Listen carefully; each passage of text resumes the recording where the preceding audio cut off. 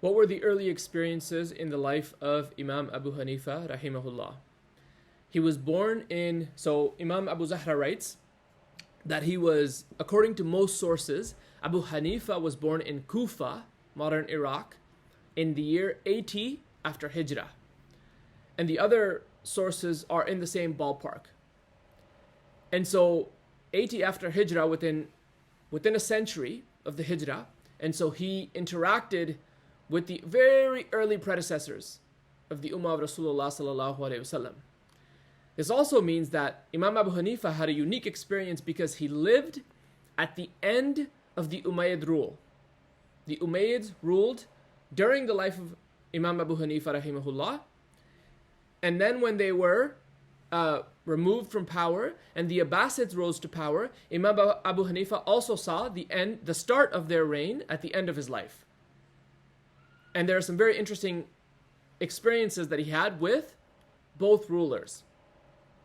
He was of Persian descent, and so he was born in that time and to those people. And this is interesting to note because he has such a high maqam in the Ummah of Rasulullah sallam, even though he was not Qurayshi and he was not Arab.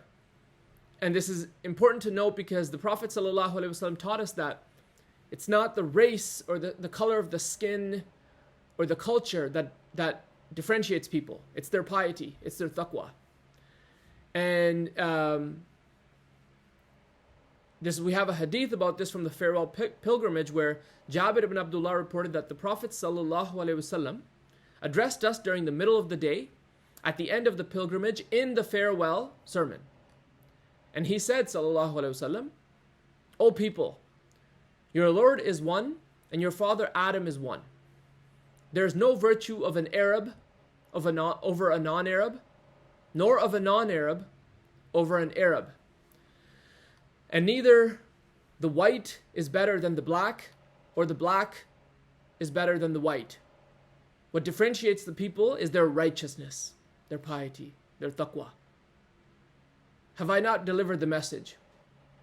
And then when the people replied, "Yes, of course you have, Rasulullah," the Prophet ﷺ said, "Let the witness inform those who are absent.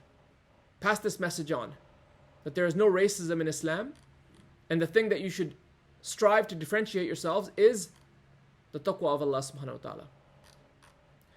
Another very interesting experience from the very early life of Imam Abu Hanifa is that Imam Abu Zahra narrates that his family met Ali ibn Abi Talib radiyallahu anhu. And in his book he writes, read it out here, "In most books which recount the biography of Abu Hanifa rahimahullah, it states that his father met Ali ibn Abi Talib radiyallahu anhu as a child, and that his grandfather, Abu Hanifa's grandfather, gave Ali some sweets on the day of Nahruz. This indicates that his family were wealthy, Abu Hanifa's family was wealthy, as they were interacting with the Khalifa and giving him sweets that the people who were well off ate." He continues to write, "It is related that Ali radiyallahu anhu prayed for blessings for Thabit, the father of Abu Hanifa, and his descendants when he saw him. This shows that he must have been a Muslim. He was obviously a Muslim. It explicitly states in histories that Thabit was born into Islam, and Abu Hanifa, rahimahullah, grew up in a strong Muslim household. And that is confirmed by all scholars." End of the excerpt. And so incredibly, Imam Abu Hanifa, his father, according to Imam Abu Zahra and the historians, met Ali ibn Abi Talib radiyallahu anhu, and Ali prayed for his father and his descendants. And obviously, he is the product of this. And in Islam, we know that the prayers of the righteous, the prayers of the righteous Khalifa, and the righteous predecessors hold very high weight in Islam. And it's just incredible that Ali ibn Abi Talib would have prayed for Thabit to have righteous offspring, righteous descendants, and of his first line of righteous descendants is one of the great Imams of Islam. Subhanallah.